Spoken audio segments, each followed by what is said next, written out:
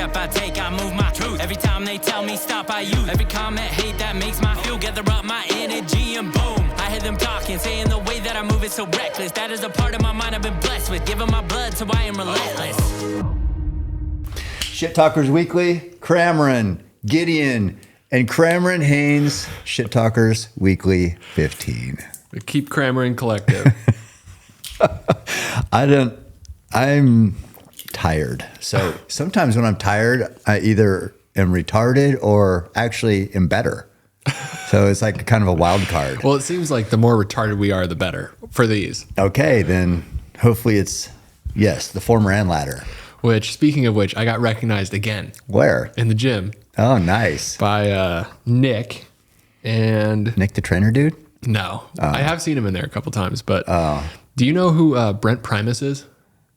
Yeah, he's fighter. He's from here. Yeah. He just said that I should look him up, but I looked him up and saw that he was Bellator champion. Yeah, he beat Chandler. Yeah. Yeah. So he must be decent, but it was before calf kicks were really a thing. He landed some hard calf kicks, and they thought it looked like Chandler's ankle was broke. His foot was just flopping around, not even working, but the nerve was just dead from those hard calf kicks because he's a stud. Yeah. I mean, the Nick guy looked like one too, and he had cauliflower ears. So yeah. So whatever they say, you're just like, yeah, yep. I agree. Of course. Yes, I agree. I won't pick a fight with you. I know. I always got to look at the ears, but yeah. No, he was champion for sure. Yeah. The other guy I got to shout out is Steve. I think you say Saval. Maybe it's Savali, but he and I have followed each other for a little bit. He's a really talented graphic artist, and out of nowhere, he did the 200-mile race across Florida. Oh, really? And finished it. Oh, man. It's like, damn, this guy's a badass. Is he from here? No. No, he just, You follow each other. Yeah, found me from you. And then, but yeah, I was like, that's crazy. Yeah, I saw Goggins was in that one too. And yeah, I don't know what happened. I saw a bunch of stuff that was like he had a injured hamstring or whatever, but that's probably just people talking. So, I mean, 3 200s in the same year, dude, at 50, that's legit. Is that easy? I mean, so he did great at 2 of them, and yeah, it's kind of you roll the dice on these things. Definitely. Yeah. We do have some controversy to cover. Oh God. We seem to be, there's some polar responses to the reel you posted about Nick Fuentes and Tucker Carlson. Yeah, the young guys, boy, they're really triggered. Okay, yeah, I saw some comments, and I feel like I can comment on this because I'm a young guy, that were like, you don't, all due respect, but you don't know. Right. Okay, well, I do know. Well, no, see, I'm an old head. I'm tired of these old heads saying, yeah, or whatever. So I'm like, well, I don't know. I got 2 kids, probably your same age, that are married, and you got supposedly have a girlfriend. Well, significant other. She's inflatable, but it's a girl. But she's really good to me. Does whatever I want. So, I mean, it works. Yeah. But yeah, I know. These young guys they're victims. I didn't know guys were victims now all of a sudden. I don't know. It's like these young guys are like, oh, these girls have high body counts and are girl bosses. That's what one guy said. And I'm like, okay, true. But also being in the gym locker room, hearing how some of these guys talk is like, in the shit that they're into, I'm like, well, no wonder women hate you. Well, and those guys are motivated. They're in the gym. Yeah. So imagine the guys on Pornhub all day, who knows, doing what, scrolling Instagram. Yeah. It's like, why would a girl want to be with you? Are you taking any accountability? Where are you trying to meet girls? So yeah, the gym would be good. How about church? That might be a good start. I mean, what are we doing? Or are you just a victim? Yeah. And like all the girls are, I don't even know I don't even know what they say. But how attractive are you making yourself? Well, this is kind of feeds into the whole male loneliness epidemic and like, oh, girls hate me, and it's like, yeah. Why are you so? I don't know. I get like, why are you so focused on girls? How old are you? I thought we went through that. I mean, okay. I will say, being lonely would probably suck. I don't know that I've always had, I think, a girlfriend or a wife or something. So I don't. Playa. No, I'm not saying that. I'm just saying, like, in a small town, there's not like a lot of choices. Yeah, that's true. I mean, it's like, Yeah, that can be tough. So, where the men are men and sheep run scared. I mean, Eugene's not thick with them. I'll say that much. Not with my type, but there's some thick ones, but there's not a bunch of thick ones. And they have really fun colored hair. I know. So, I mean, you got the purple hair liberals, and then you got the porn addicted guys. It's like good match. That's going to be tough. I mean, yeah. But here's what I say. I don't play into the victim shit. No. It's like, what are you doing to better yourself? Why would a girl want to be with you? Yeah. Are you working hard to get a job? Are you taking care of yourself? Are you reading? Has anybody ever read a book? Are you trying to be like, why would somebody want to be with you? Yeah. I mean, I have a certain friend, and I'm not going to name him. You know who you are because I've said this to you. But he's like, I want this in a girl, this in a wife. I want her to do this. And I'm like, the problem is that woman you're talking about is not going to put up with your shit. This shit that you're doing, you're always on Hinge and you're always going on the next date. She's going to clock that from the get-go. And also, it's like, it seems like, okay, so we hear about all the girls, all their problems, the Nick Fuentes, whatever. But all the girls' sake, all the guys are acting like Andrew Tate. I mean, so I think social media is a problem. Yeah. And I think both sides need to just kind of chill out and just be like, but if they're not going to, go to some place where you might meet a cool girl. Go to maybe a track meet. Go to, like I said, church. Yeah. I mean, we used to go to the mall. I don't know if that's still a thing. I mean, the gym. Yeah, I understand. The gym, Maybe people don't want to be approached, but also don't be a dumbass. Pick up on the hints. If she hasn't looked at you, maybe don't approach her. I don't. Or don't have a boner when you go up and talk to her.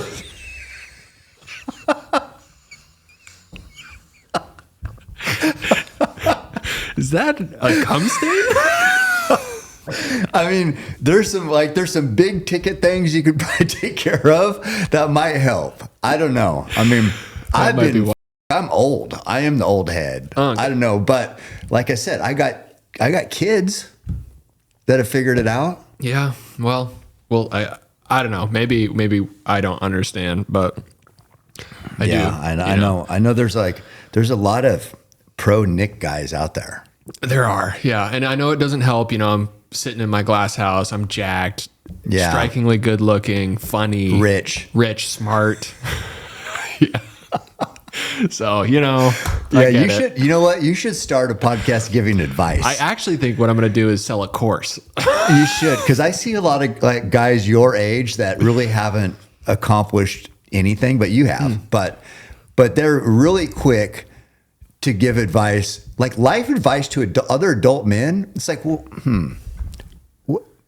I don't give advice. One thing I have taken away from that is that you should always do your taxes before going outside.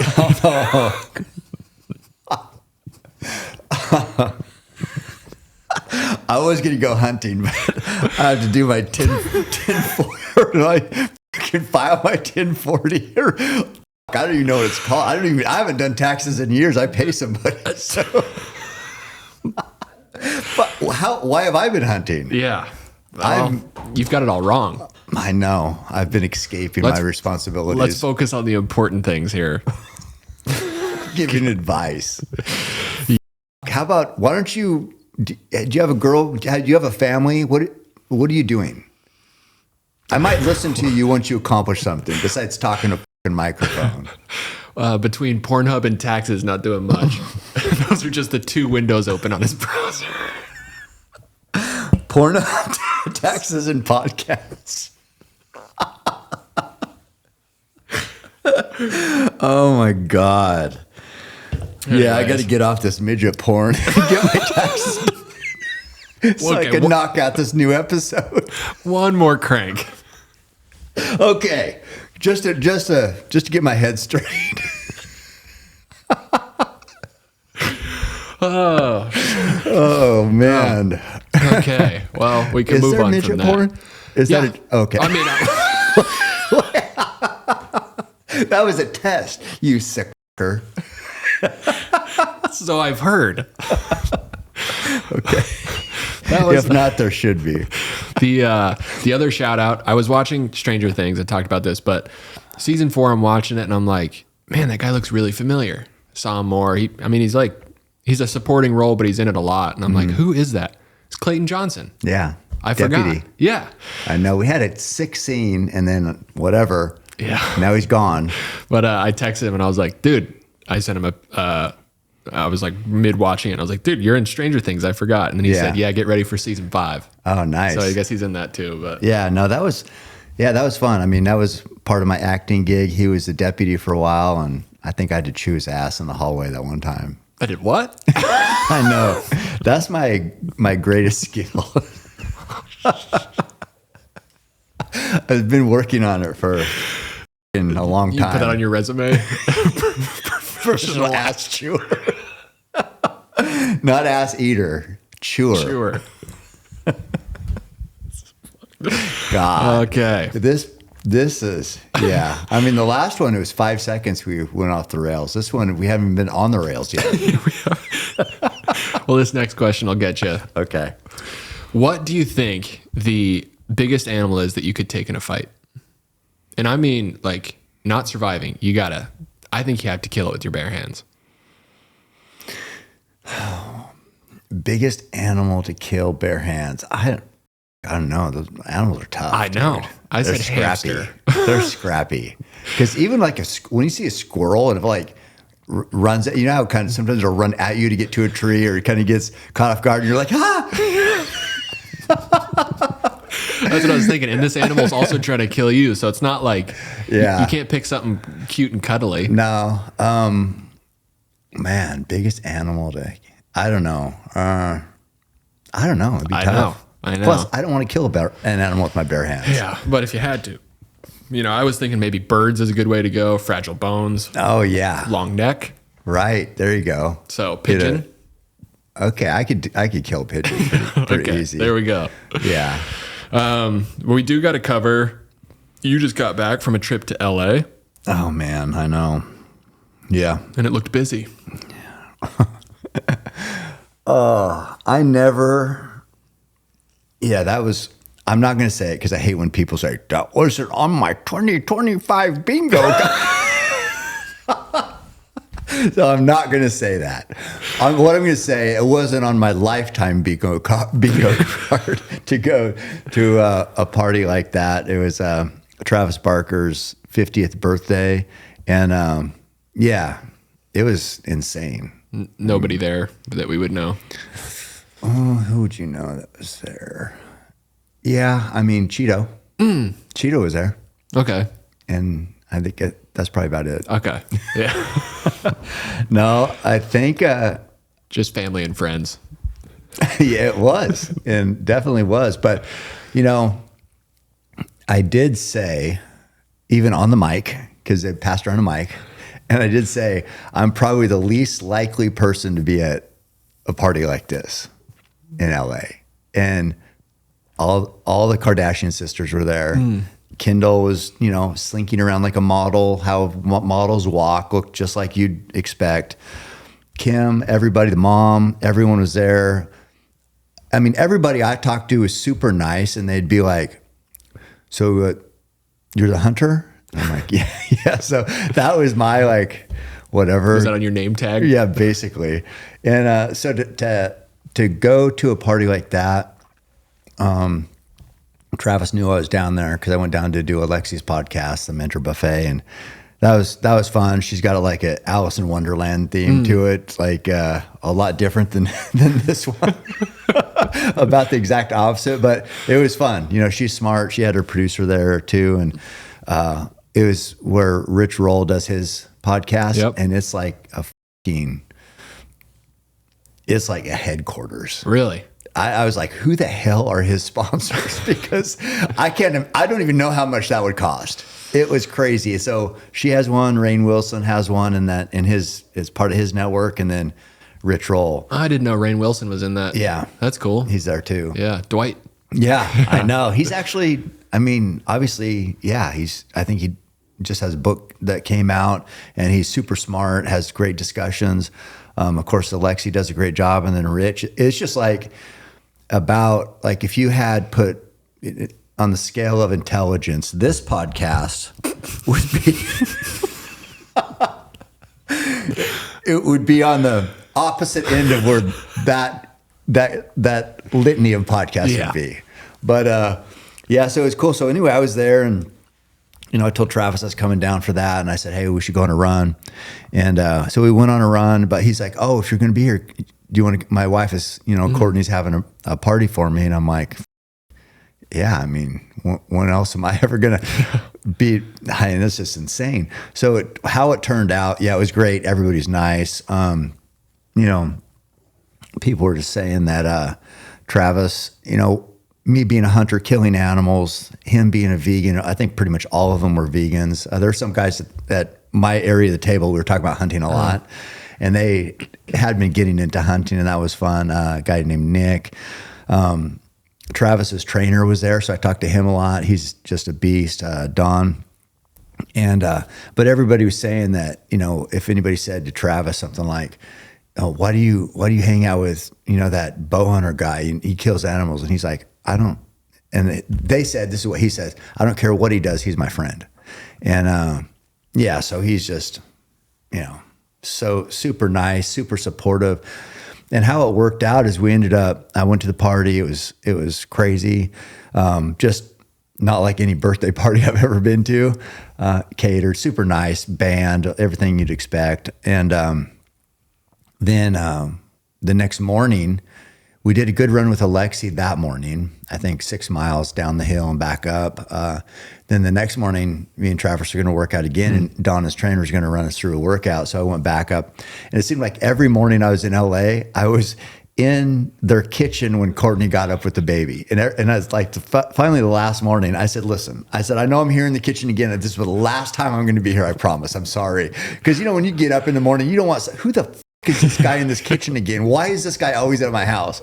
So I was just there all the time. But she's super, I mean, super nice. I mean, the most generous people, and people have all these preconceived notions about the Kardashians. Yeah. I don't really know any of the other ones, but I know Courtney, and her husband, obviously Travis, and they couldn't be any nicer. But we did that workout, and it kicked my ass. Yeah, dude, it was hard. What was the circuit? Oh, I mean, it was like to music, so it's fast. He likes doing it to like a beat, and I'm like, I like music, and I like lifting. I don't really marry the two. So I was like the trainer's like, quicker, like boom, boom, boom.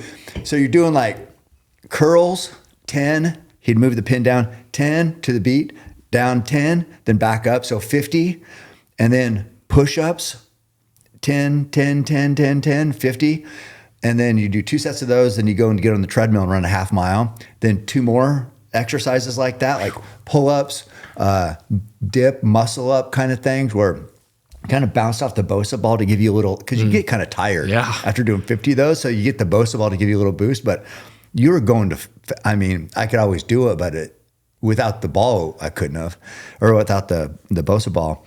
And then, so we did like 5 sets of 100. So 500 reps, and in between each set, so 4 times we did a half mile, so 2 miles running. And afterwards, I was dripping sweat and laying on that floor, and Travis was doing better than me. That's hard. Yeah, he's in shape. And I thought, oh, he's a vegan. He's like, I don't know. I thought lifting, I'd be fine. He's fit, dude. People that don't do those like circuit workouts, just lifting is one thing, but doing it in a circuit when your heart rate's up is hard. Yeah, it was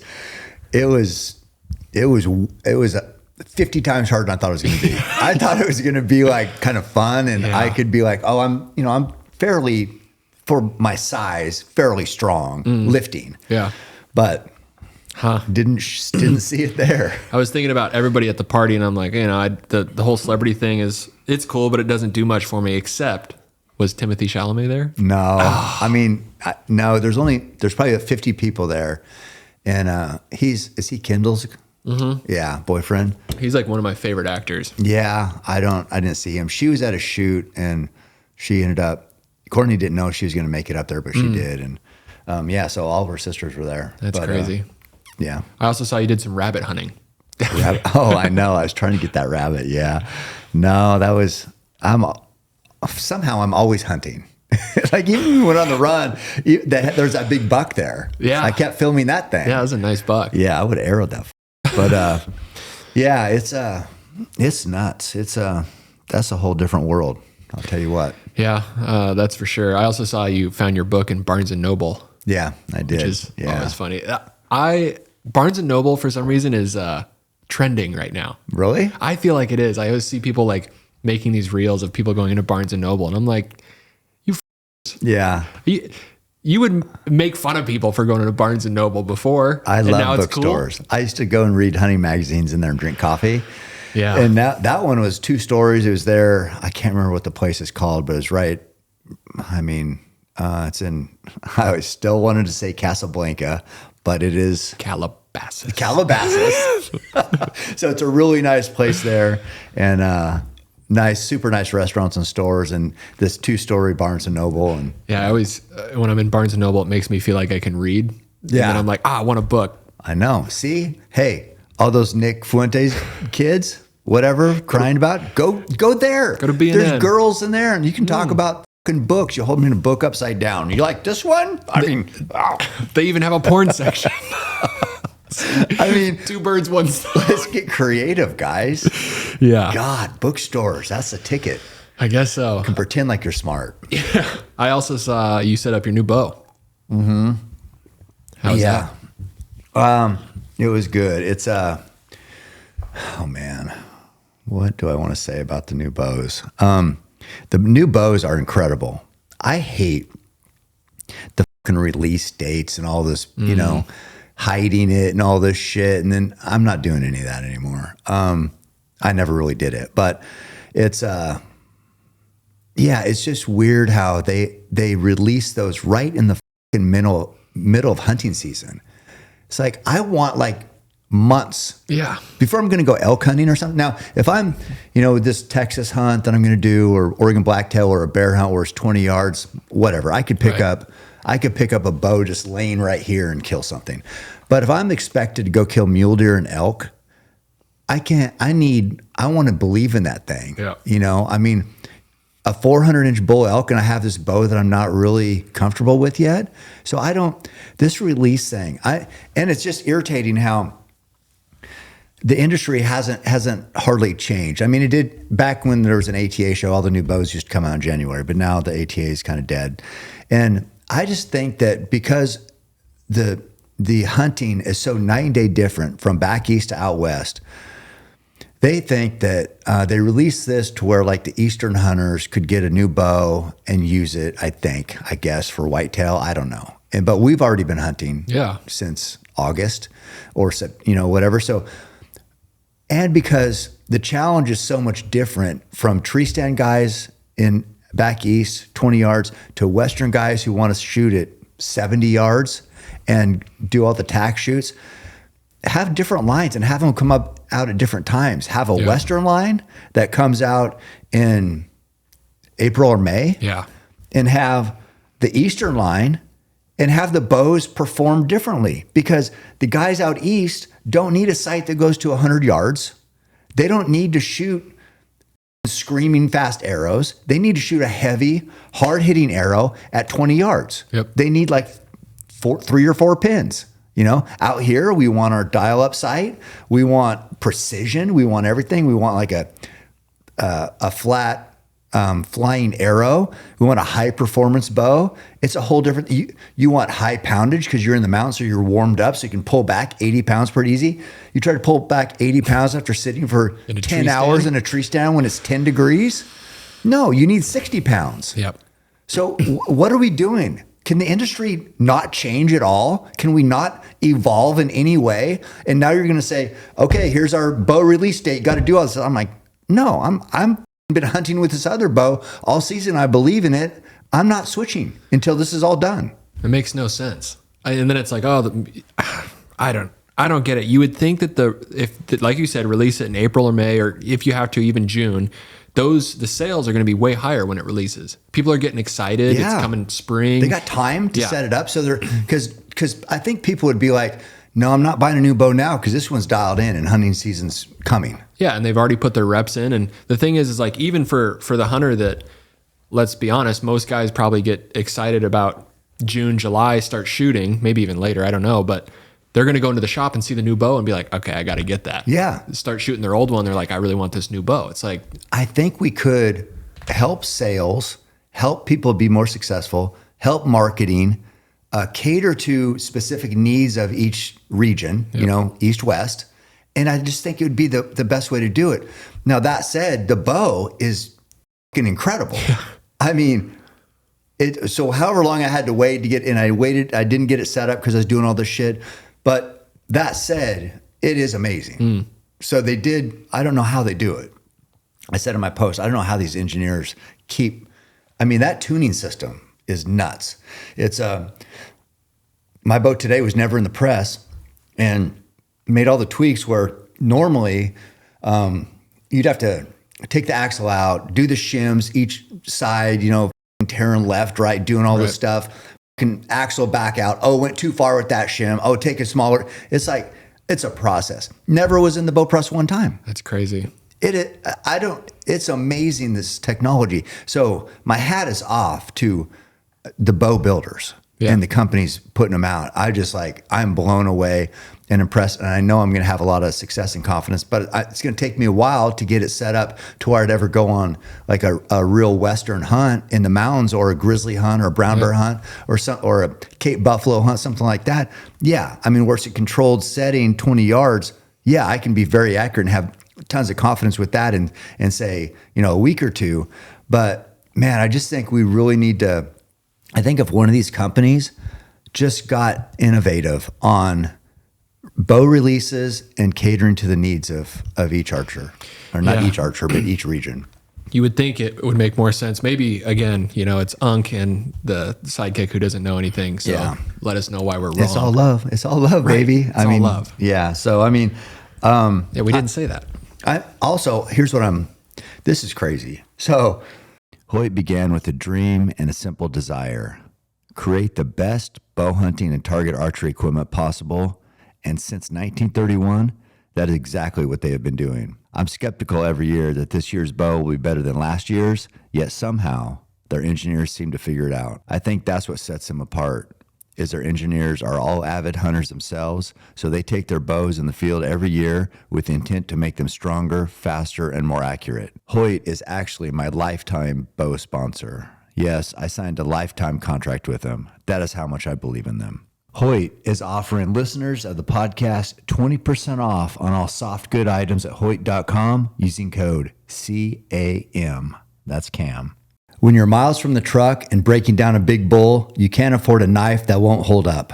That's why I built my own signature blade with Montana Knife Company, the Keep Hammering Pack Out. It's lightweight, razor sharp, and built in the USA to handle everything from caping to quartering. This is my go-to backcountry knife. Tough, reliable, and made for hunters who push hard. Here's the deal.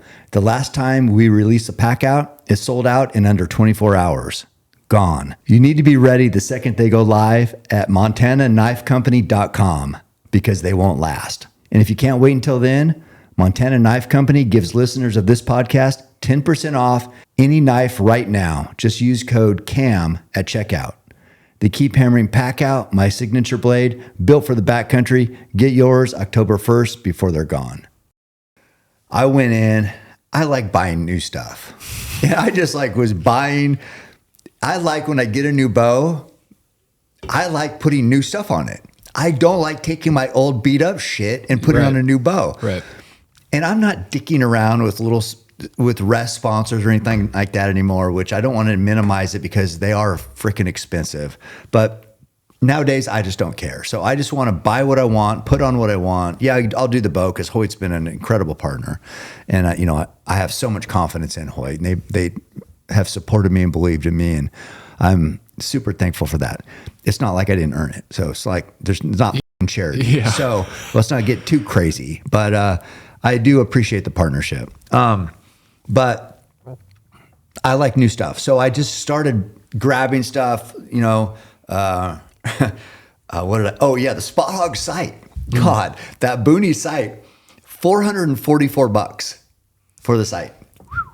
I mean, yes, they are awesome. And it had me even going, God, do I need to take that site off my other bow? But I'm like, no, I'm going all new on this shit. But point is, that bow all set up today was going to be about $2,600. And then if you get a carbon, it's like $3,100 total. But that's best of the best of everything. I use top of the line. You know, I never back in the day I wanted a PSE Mach 6. I mean, it's like I would think about it every night, but they were $1,100, and I'm like, God, if I had an $1,100 bow, I'd be even if it was 1% better, that's better, right? And I wanted that so bad. But back in the early 90s, $1,100, it'd be like $10,000 right now for a bow. But point is, still, you know, $2,500. And these arrows, those arrows I shoot are like, I think like $50 a piece. Yeah. This shit's expensive. Yeah, so that's not including arrows.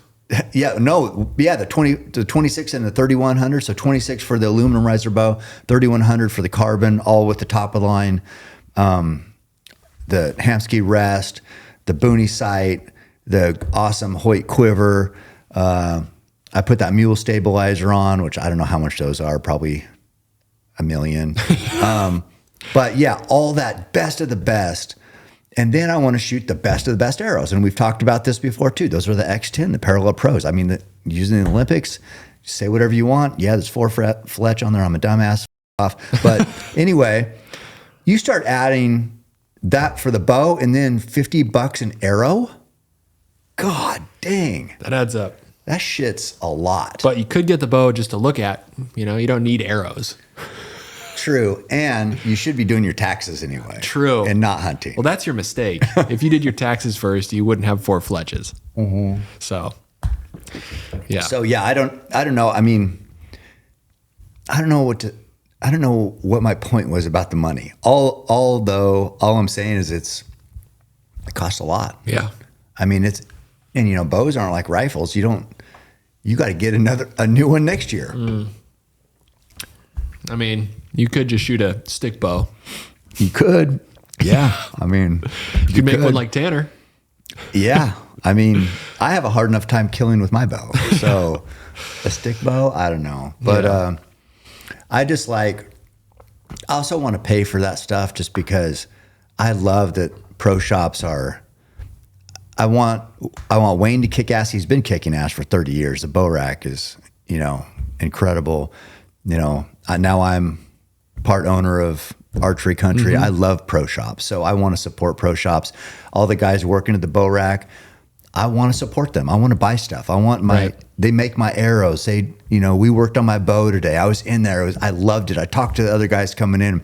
This guy coming in bought a Spot Hog 7-pin sight. And I remember back in the day, people were saying, because I wanted a 7-pin sight. Spot Hog had a 5, and I'm like, I need more. And they're like, well, probably nobody will buy those. And yeah, they sold, and they're still selling. Yeah. And so that guy today, I was telling him, yeah, I used to put little stickers on 30, 50, 70 because you have 7 pins on there. That's a lot of shit to try to keep track of in the heat of the moment.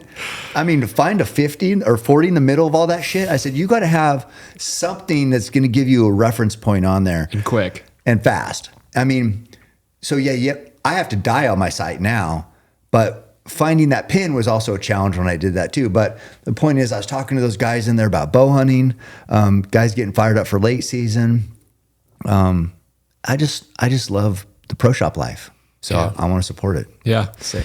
Speaking of Wayne, you know, I did an interview with him on Friday, but he was talking about you back in the day, mullet and the jean jacket. He said you were fashion before fashion even existed. Yeah, I don't know. I definitely had a look. Yeah. So I don't know where I got it from, but I had it for sure. Well, we'll have to bring it to life in the Winnahaw film because I want to use that part. There is. I had the jean jacket with the collar popped, a fanny pack, and the acid wash jeans. That's exactly what he's talking about. Yeah, that's it. Yeah. I know. That was, yeah, I think most people thought I was gay, probably. Well, that was back before the fanny pack was cool. That was before there was gay people, I think. Was there? I don't know. I didn't know any gay people. They were still closeted. Yeah. But, well, the other big thing, and I think people obviously care so much about our opinions on random things, was the Epstein files. And it's not looking great. I'm so sick of politics, dude. I hate, you're a Democrat? What the is that? You're a Republican? What is that? None of that shit means anything anymore. They're all fucking corrupt. Yeah. Fuck them all. I hate politics. I hate every fucking person right now. And I mean, you just, the Epstein files. Oh, Trump ran on this saying that, oh, we're going to release the Epstein files. Oh, no, we're not now. Oh, the Democrats want to. No, the Republicans want to. Oh, we're going to, okay, here's that. Oh, all these influencers had the Epstein file binders up. It's just like, but there's nothing in there, or it's all redacted. Or how about all the times we were lied to that they didn't even exist? Oh, there's no Epstein files. And now all this, it's like, are we just going to forget that they said there were no Epstein files? Yeah, but then they released them to the influencers, and those fucking dorks were holding them up. I know. It's like, what do you, and now they're like, now I see posts of saying, people are saying, release all the Epstein files. Like, hey, you said you had them. Remember that binder? You said you had them. Yeah, you had them. I mean, and now, then Trump was saying, why are you guys still talking about that? What's the big deal? Why are you still talking about that? And it's like, then I was like, what do you mean? That's what you ran on. So then he said, why are you still talking about it? It's no big deal. And now he's saying, well, we're going to release them all. It's like, I thought you said there's no big deal. God, it makes me want to punch somebody in the face. Yeah, same. It's holy shit. I don't know. Politicians. Yeah. Oh my God, so fucking worthless. And I tell you what, I don't know. I know there's some dick riders on both sides that are just going to would go to the ends of the earth. Or dick suckers. Yeah. Bubba. Yeah, I mean, I don't know. I don't even know who the Bubba is, but I don't really want to know. Or what it is. I'm just, it drives me insane. But I think there's a lot of people who, I don't know, maybe not, but maybe feel like me. And yes, we believe in America. I believe in America. I don't believe in these f***ers. No. But America, I love. I love our country.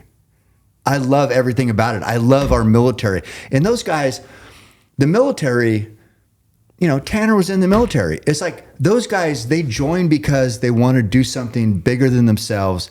They love the idea of America and fighting. And, you know, we're independent. That's why we're here. That's how this country started. And protecting our rights and liberties and freedom. That's why they join.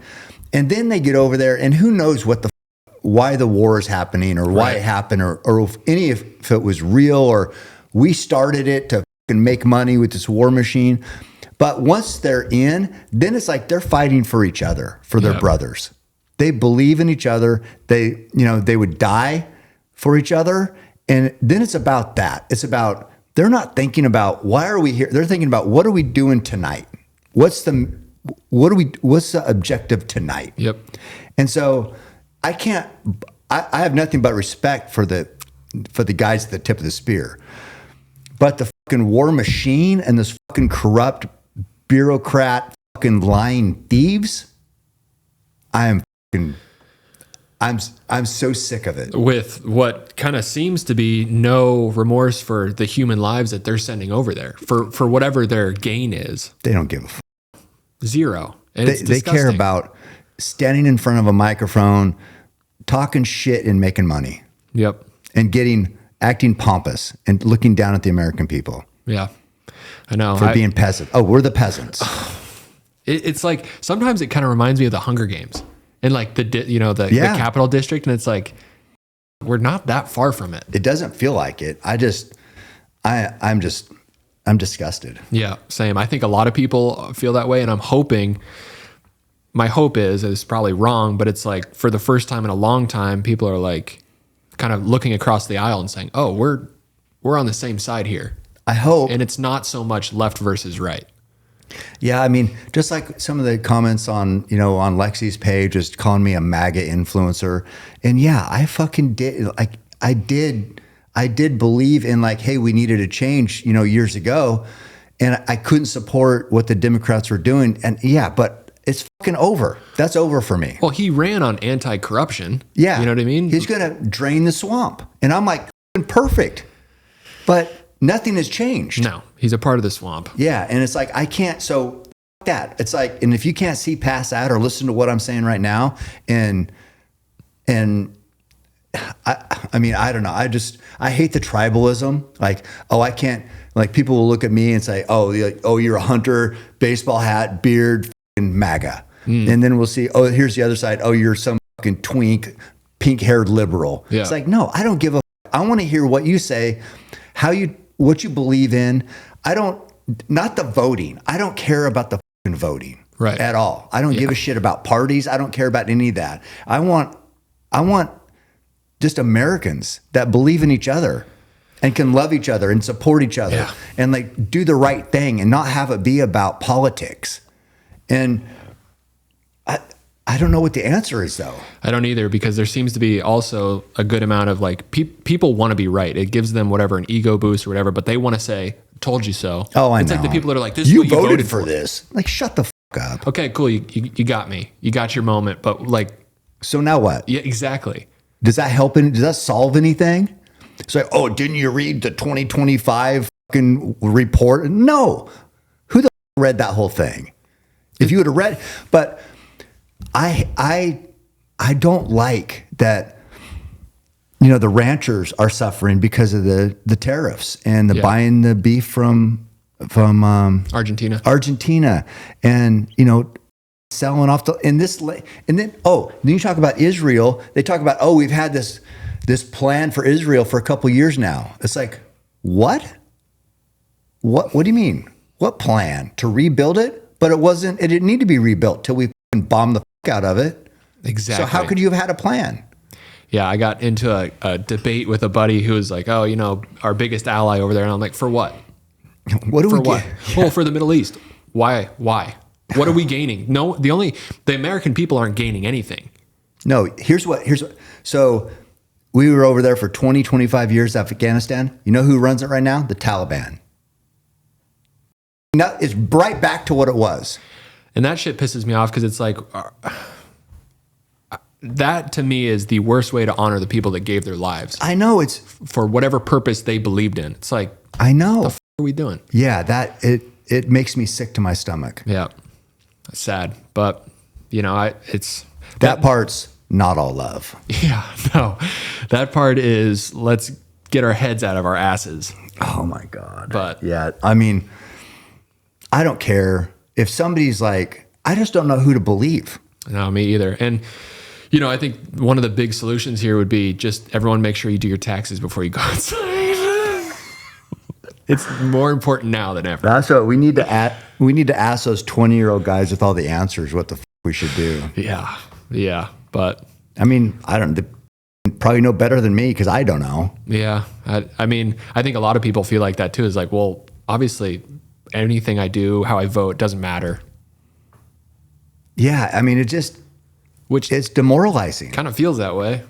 It's demoralizing. It's like, I want to believe in something. Yeah. That's all. I just want to give me something to believe in. That's it.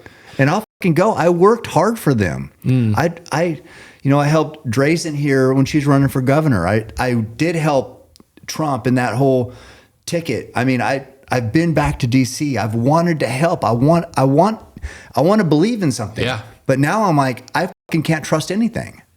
Yeah. And we all know, it's easy. You trust people easily, Yeah. So if you're not trusting anything, then we're screwed. Oh God. Yeah. So that was a fun talk. Yeah. I feel like that was a good substance. I don't know. Hopefully we get some answers. I'm going to be spending some time with some of those people. Hopefully not those people, but yeah, I'm going to be doing a podcast with WhistlinDiesel. That's a breaking news. Who got arrested by Here's what's so stupid. Okay, I did want to bring this up. So WhistlinDiesel, look him up on Instagram. Been around for a while. Young kid, kicking ass, doing cool stuff with cars. Just built a brand. Yeah. I mean, making millions. So something about a car registration in Montana. So they came, all these, I guess, ATF agents or cops or fucking somebody came, like arrested him, this big ordeal over tax evasion. It's like, wait a second. So we can spend that much resource on arresting some fucking kid, but we got pedophiles running Washington, D.C., and that's fine? But you're worried about this fucking kid who bought a truck in Montana? Dude. Are you fucking kidding me? I don't get it. And if I were the person getting arrested, I would be like, fuck you. That's what he's doing. I'm not doing anything. That's what he did. He said, I don't know. So his name's Cody. We're going to go back there, do a podcast. And be fun. Yeah, I want to, I don't know.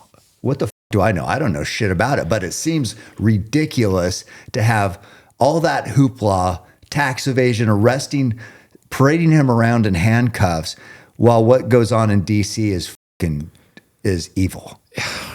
You can't, I don't know. I look at that, I'm like, you can't pick and choose which part of the government's work. You know, it's like, you guys. I know. Which is it's a dangerous thing you get a bunch of people thinking that. That's not good. No. I'm not inciting violence or anything. I'm just saying that's not good. No.